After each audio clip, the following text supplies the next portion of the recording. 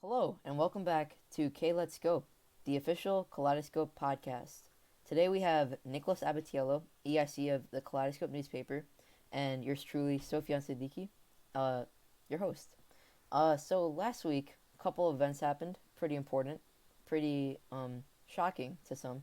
The riots outside of Capitol Hill that eventually proceeded to inside of the Capitol Hill building, and then the events that transpired after that. So, today we'd like to document how this entire event started from December 19th all the way until current day, which is January 15th.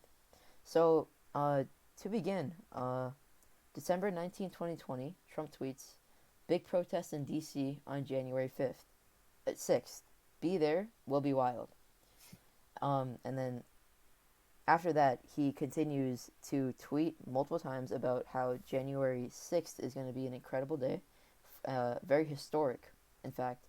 On January 4th, something very interesting happened where the National Park Service increases the crowd estimate on this rally, which was uh, what it was supposed to be, a rally, not a riot. And so they thought that the crowd estimate would be 30,000 people, which was a 25,000 increase from the original 5,000 people in December. And then that continues until the day on January 6th, where Trump tweets that states want to correct their votes, which they now know were based on irregularities and fraud, plus corrupt process, never received legislative approval. All Mike Pence has to do is send them back to the states, and we win. Do it, Mike. This is a time for extreme courage. And then on that day, the actual rally occurs where a bunch of his supporters went to the rally in D.C., and I believe that was at 1 p.m. And then at 1:11 p.m., the rally ends by saying, Trump ends his speech by saying, "We fight like hell. If you don't fight like hell, you're not going to have a country anymore. Our exciting adventures and boldest endeavors have not yet begun. We're going to the Capitol. We're going to try and give them the kind of pride and boldness that they need to take back our country." And so, those are the main events that led up to this moment. And then, after that, uh, the media coverage was a majority of this event. So, this is when a lot of people began to go outside the Capitol Hill building, and then the rest is essentially history.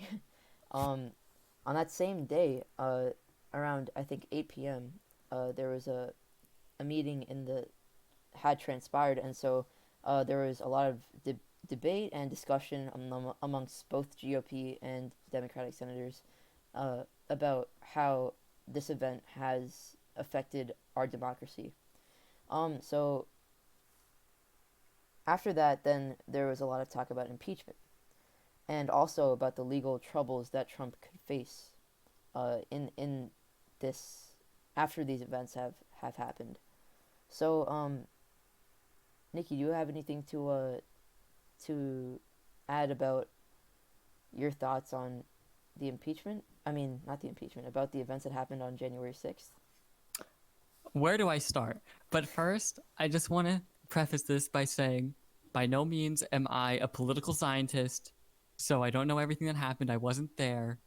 And also, I got all my info from the media, obviously. So, you know, just, I'm not a professional, I guess you could say. So, yeah, um, where do you want to start, I guess? Like at the Honestly, beginning? yeah, I mean, wherever you want to just like input your opinion about what happened. Well, yeah. So, I mean, I think no matter how you slice it, no matter what side of the political spectrum you're on, you're definitely going to at least say that Trump was some kind of force on the day it happened, right? Because you can't say that those people would have been there without him. You can't say that they would have been rallying like that without him. You can't really say that they would have marched on the Capitol in at least the way they did without him. So, I think that honestly, it goes more back before January 6th in terms of like anger and like just the frustration leading up to the whole actual riot of it. Because I mean, you had Trump telling these people who actually believe him, which is dangerous, that the whole political process was being undermined. They were literally getting cheated out of an election, and they believed it. And they probably still do. And I think most people can agree that it's, you know, it wasn't rigged. It wasn't, fondled with in any way. So, like, when he goes and he calls Georgia and he says, just get me, it was like 12,000 more votes. That's all I need, right? That's like, I don't know. I feel like that should be impeachable in and of itself. Like, that's really not democratic at all from a president, of course.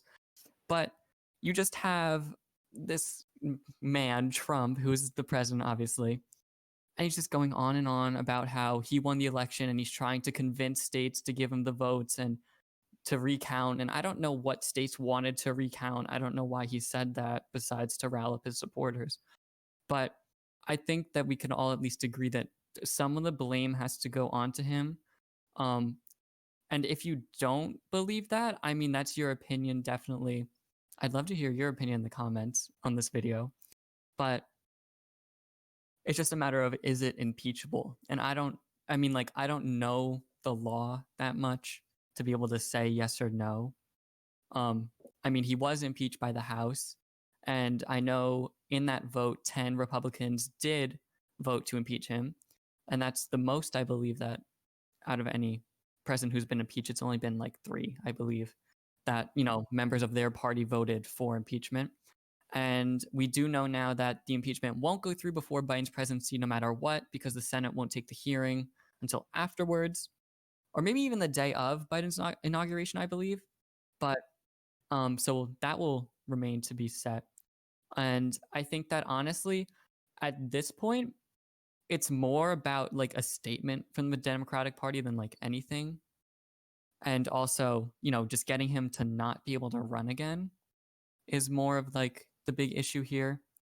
So I think it's going to be interesting to see how the Senate falls on that, because there also is, I was reading a few articles that were talking about like if it was to go to the Senate, and obviously now it is, but how would he actually get convicted? And if he doesn't get convicted, can they still stop him from running again?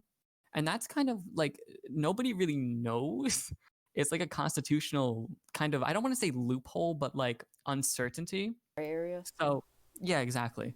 So, like, they might not impeach him, but they might block him from running for office again. Like, that could happen with the simple majority vote as opposed to a supermajority, which is needed to convict him of impeachment, which would effectively remove him from ever running again and would have removed him from office, but he would already be out of office. But just a couple of positives, I guess, just to take out of this whole thing, is that Trump did finally concede the election. And no matter which side you're on, that should be viewed as a good thing, because it's going to hopefully quell a lot of this violence. And also, it's important that, the acting president can admit when, power needs to be transferred peacefully, because really this hasn't been a very peaceful transition of power. It wasn't simple. It was very, very And not possibly that the great. possibly the first in all of history that has ever been like this Yeah, violent. because even, well, this is the first time, I think, since the War of 1812 that the Capitol has been breached and attacked. Even in the Civil War, I don't know if that happened. That's what I've been hearing. You'll have to fact check me on that one. But um, I think that, yeah, I lost my train of thought because something weird's happening with my house. No, it's okay.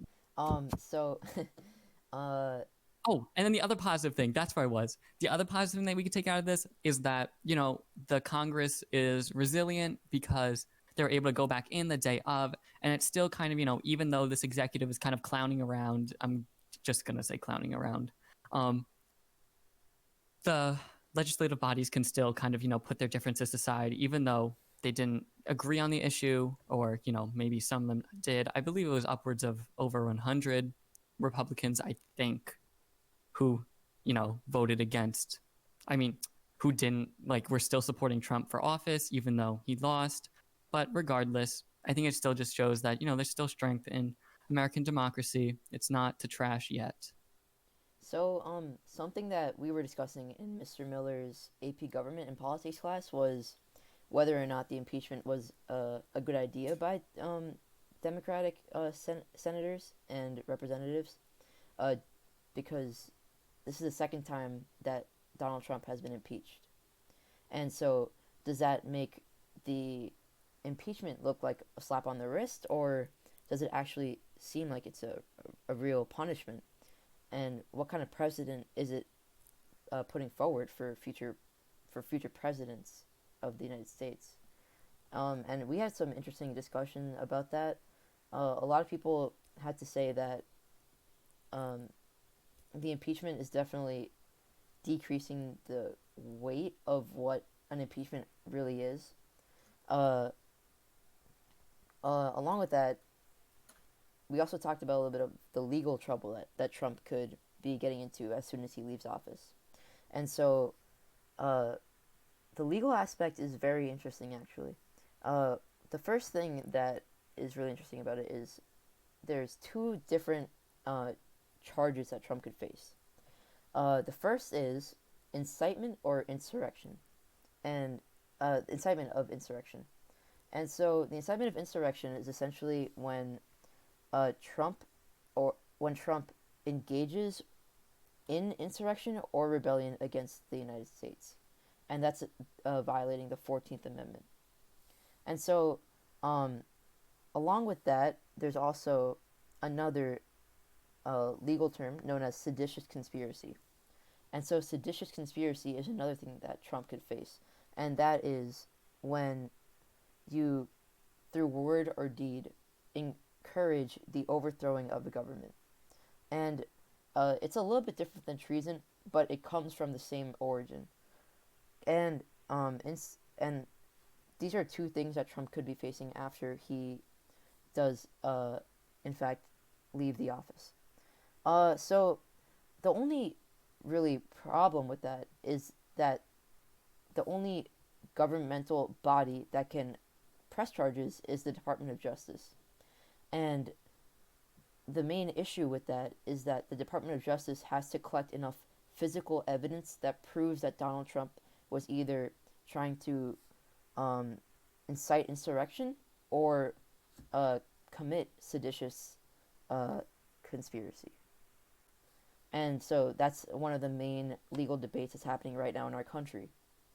Along with that, uh, a lot of the time, evidence is very hard to compile, and when there's no physical evidence to compile, a lot of legal officials believe that it's not very likely that Donald Trump will be facing the intense legal problems that one that may not have been in office would have to face.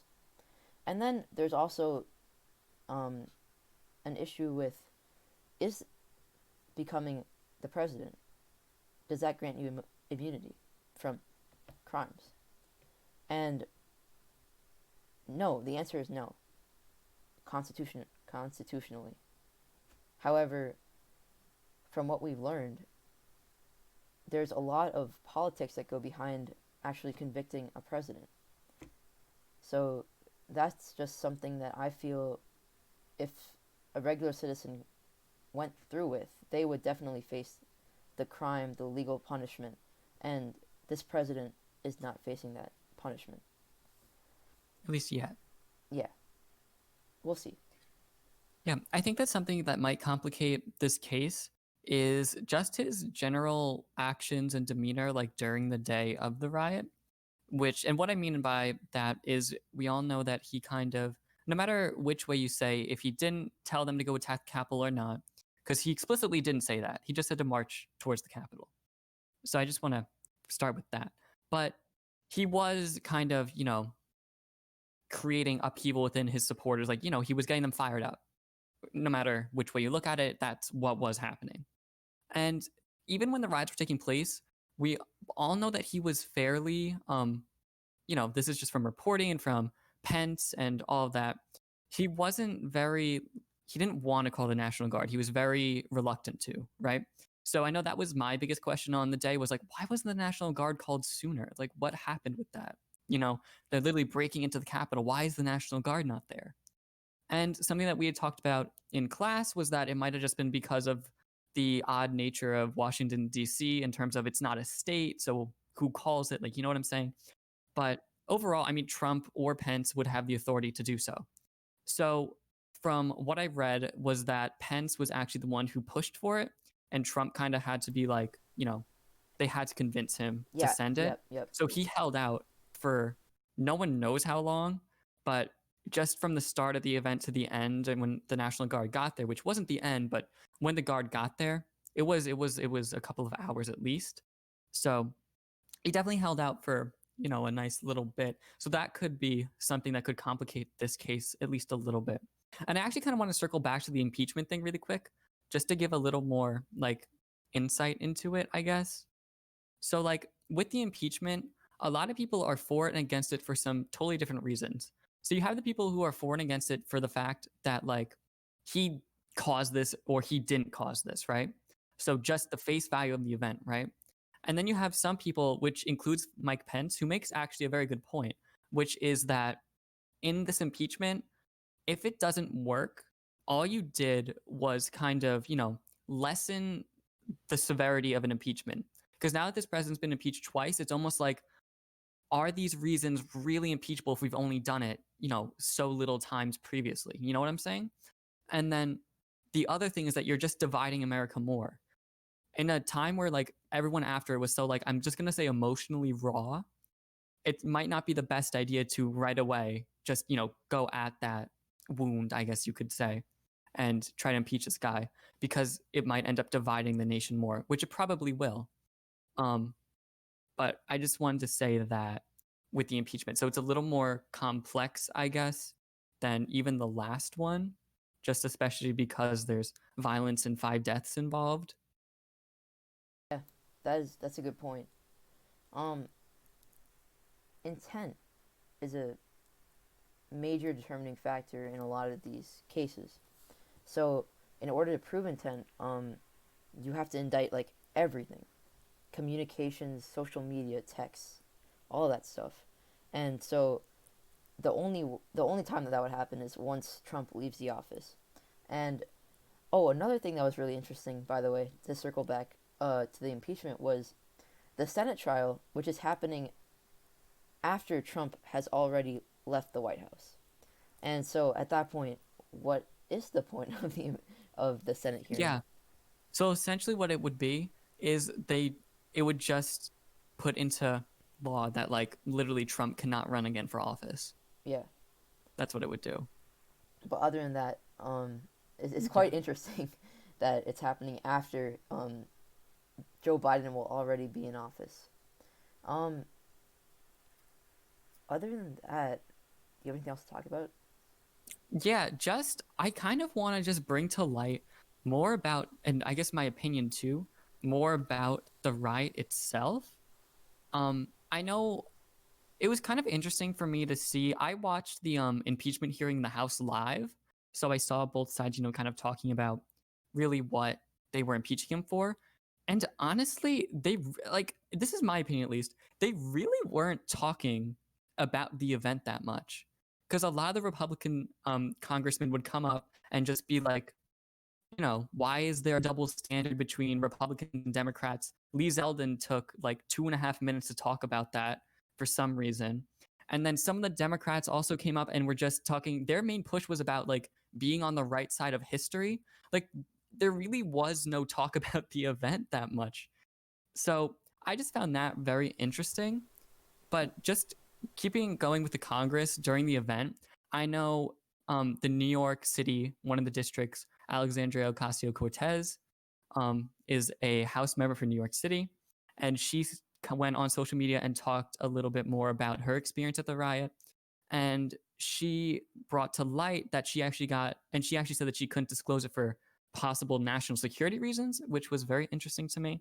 But she said that she actually got very close to some of the rioters and that she felt that her life was threatened by them.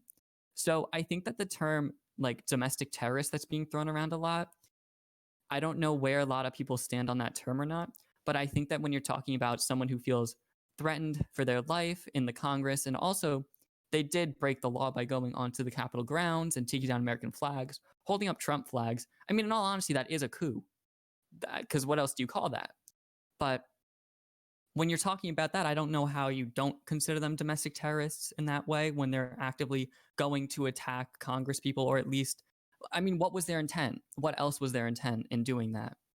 And I think now that we're seeing, it's interesting also, just another level of complexity in this whole thing is that you have, as of right now, 30, I believe, police officers have already been arrested from around the country who went and attacked the Capitol. So I think that this goes kind of back to BLM also. And that's another thing that we should talk about is just, I know a lot of people are upset about that, including myself. But um, so these police officers are just, it just kind of goes to show that, you know, who are they really for? Are they for Trump or are they for the nation's well-being? And if you have them going for Trump and that's really it, they're just following what he says, it's kind of like, well, then this police system is just inherently just not going to work for us, because if they can't even, you know, follow the best suit of the country, let alone its people, something needs to change.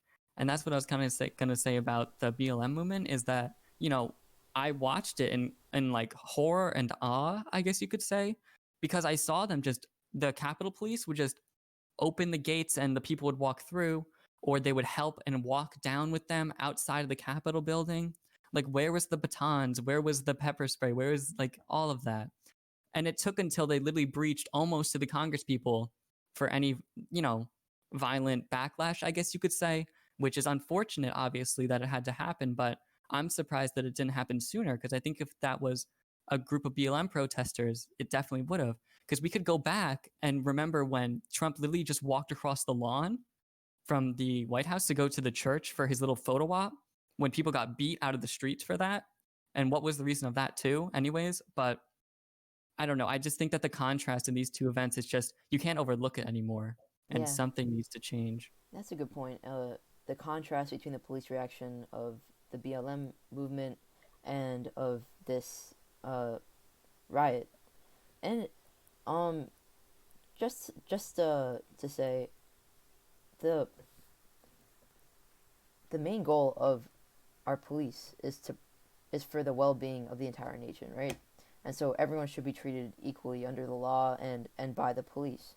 And so when one group of people that have no vision other than to get equality, and then another group who is trying to overthrow a government, uh, getting very, very, very different responses, I think it's something that our country needs to work on, and definitely, uh, it kind of just shows how our country is still so divided, and how there's no unity anymore.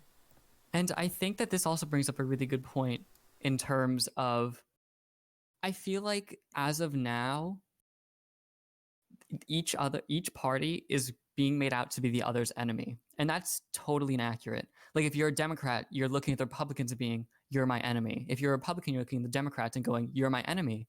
I feel like that's the political culture that's developing in the United States right now. And that is so inaccurate. It's not, you know, you can't like mustard but hate ketchup.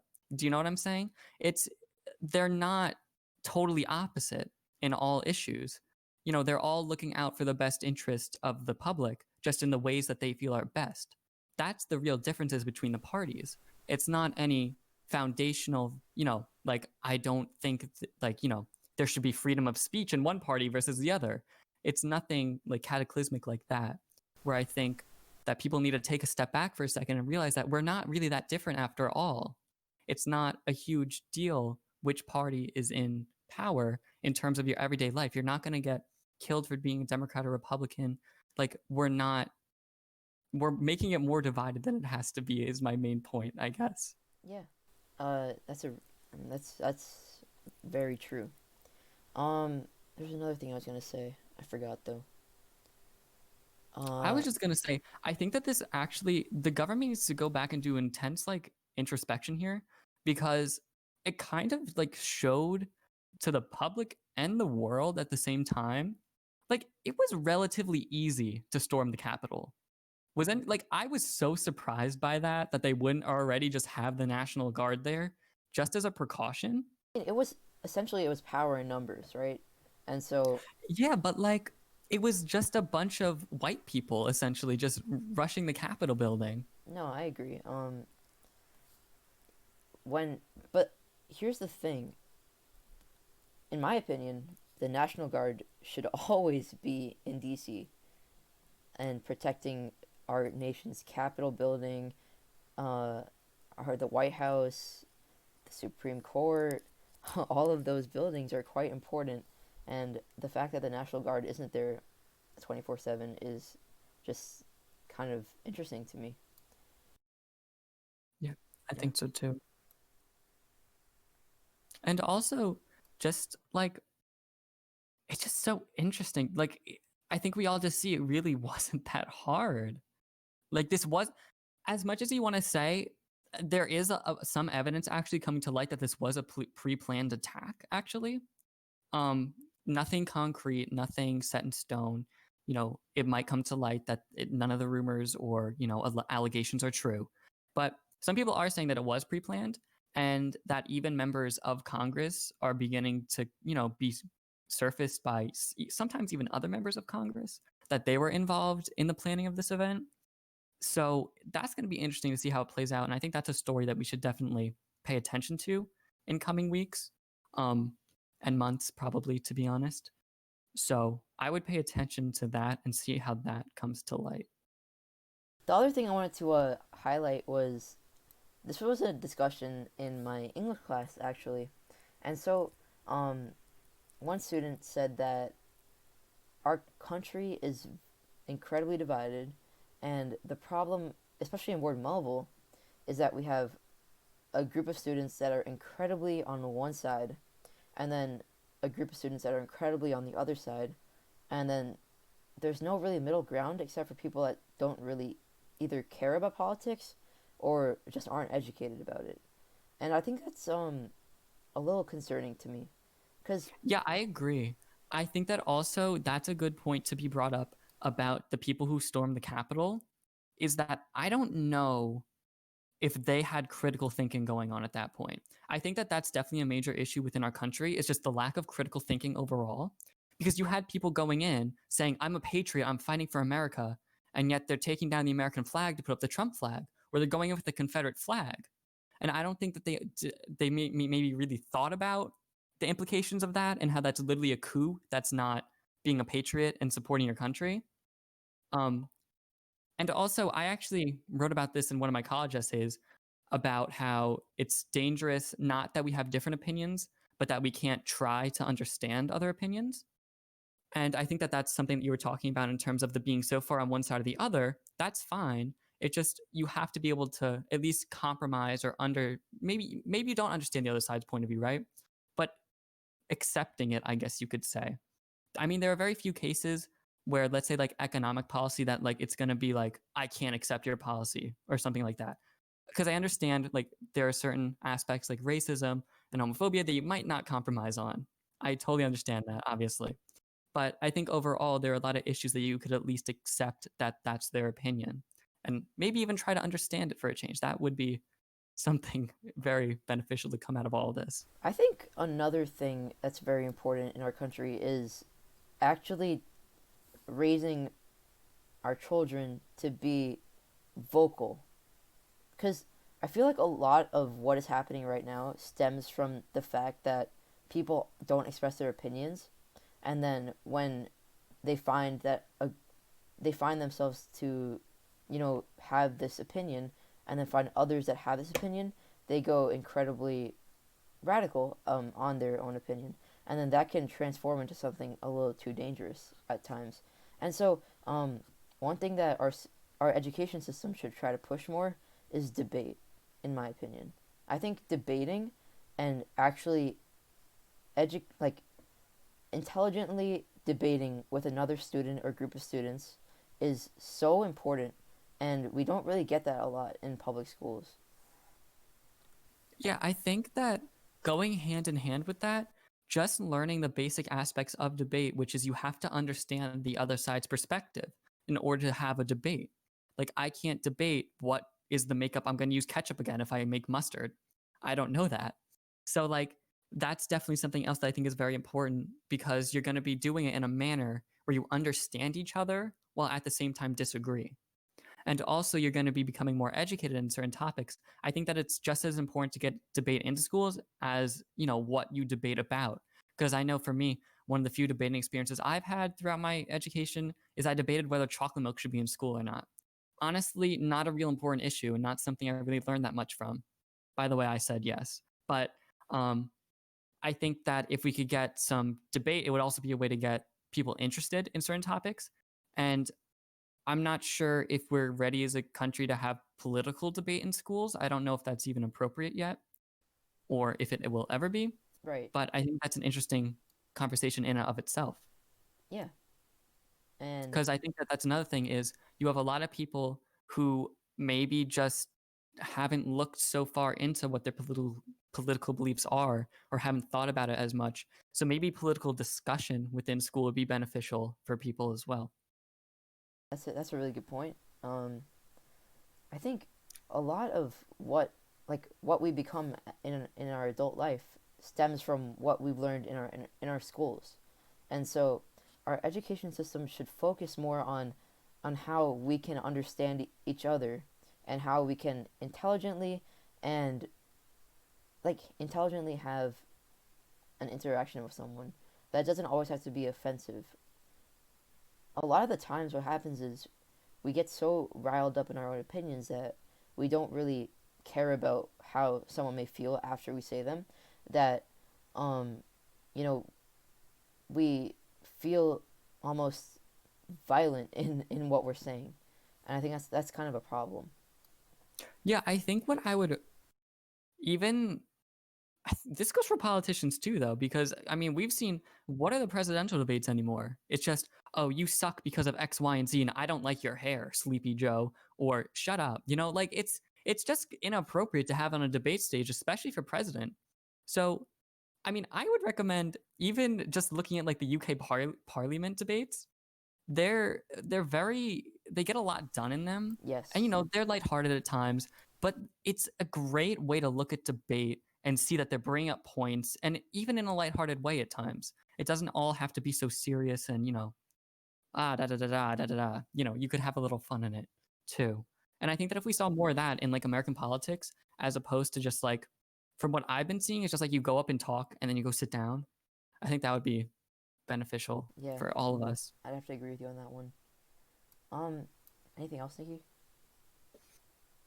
Um, I don't know. I just think that this discussion about like the educational system is so interesting because like the curriculums that we're taught are so when you think about it, it's very interesting for the fact that we have to take like a science. I'm not going to pursue chemistry or physics or biology in my life.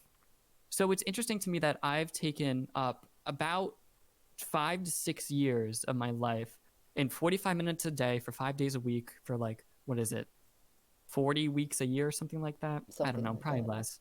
But it adds up to a lot of time and to doing something that really isn't going to help me in my life so much. Like, Yeah. sure, knowing the atomic number for phosphorus is great and all, but if I go into an interview to try to be a journalist, I'm not going to need to know that. So I think that it would be just so much more beneficial and we would learn so much more. That's another big thing. It's just learning in schools in terms of like where you end up in terms of like your, I guess, political views, even because you see that certain sections of the country are going to be more that way. And maybe if education was more, prevalent in these communities or anywhere, to be honest, you would probably see more political diversity because people would more be able to make their own views and go from there. But just to go back to what I was saying before with like the chem physics thing, is that like it's so draining for kids now to go to school for 7 hours a day and then come home and do 5 hours of homework and about things that they're really not that passionate about. And just to kind of tie this all up in a bow, school has been stressing like rigidity and uniformity for so long now that people come out of high school and a lot of the times we're pretty similar in terms of what we know and how we do things. And that's dangerous in the end in terms of it kind of filters into the Democratic Republican parties. It's like, oh, this is how I do things. Why should I change? I've been taught this way my whole life to do this. So I think that would be something else. It's just like a more diverse education would probably be beneficial for just the country as a whole. And also in terms of being able to understand each other, to be able to see from other viewpoints, and just everything else that goes along with that. Well said. Very well said. Yeah, this is really interesting. I've never thought about this. I didn't think our discussion would go into education at all from where we Yeah, and I began. think that speaking of education, actually, I don't know if I'm supposed to talk about administration or not, but um, I heard from one of my teachers, I won't disclose which one, but they said not to use like, I'm just gonna say radical. That's not the right word, but I can't think of another one. It Radical was word it choice. was something around that, yeah. Yeah, not to use like, or like dividing word choice, maybe like what, like don't call it a coup, let's say. That was the example I was given. And I think that that's something that's really interesting in terms of like, it's almost like when you're skewing the presentation like that, it's almost like indoctrination at that point.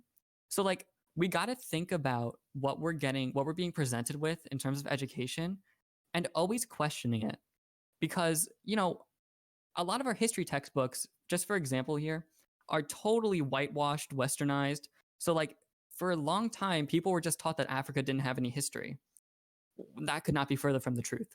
So, like, I think it's important for us to be able to critical think, going back to what I said before, and that we have to continue that in schools. I think that should be fostered more in terms of, people will be more down to do that. I'm just going to say that's so informal, but they'll be more excited, I guess I'll say, to think about more like things critically if it's things that they care about. And then that will hopefully, transition over into things that maybe they're not so passionate about. Yeah. Uh, I don't really have anything else to say that was really said well. I mean, you never know what you're gonna get on K-Let's Scope, guys. We went through the capital crisis, and now we're at an education, y'all. Yep. Um, do you have um, mm, I don't know.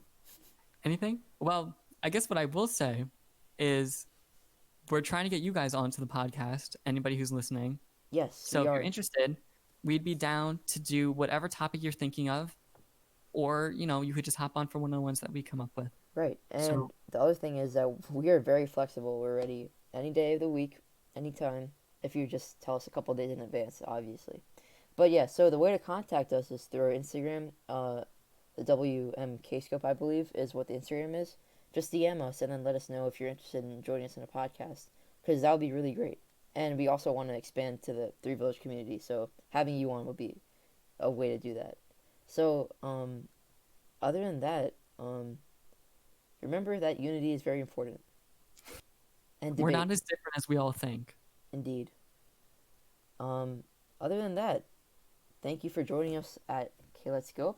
Uh, we've had quite a nice 39 minutes discussing a lot of things. Yeah. and, um, and yeah, you can be a part of this discussion. So yeah, please DM us at our Instagram. And I think I'll have it linked down in the description as well. Other than that, have a great day. Thank you for listening, and okay, let's go.